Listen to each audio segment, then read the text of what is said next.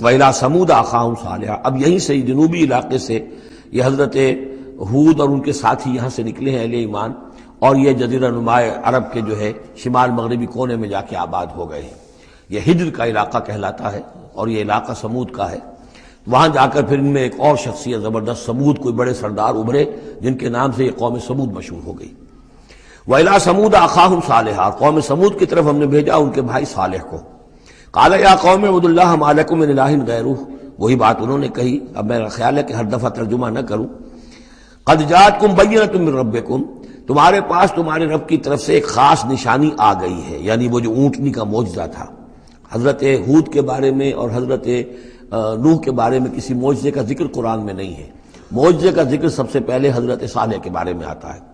قد جاءتکم بینۃ من ربکم، تمہارے پاس تو ایک کھلی نشانی آ گئی تمہارے رب کی طرف سے، ھذہ ناقۃ اللہ، یہ اللہ کی اونٹنی ہے جو تمہاری نگاہوں کے سامنے ایک چٹان سے برآمد ہوئی ہے۔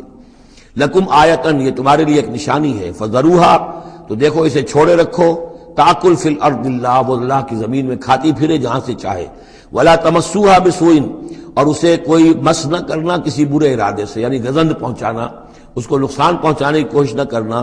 فیاخذکم عذاب علیم، تو اگر تم اسے ہلاک کر دو گے تو ایک دردناک عذاب تمہیں آ پکڑے گا۔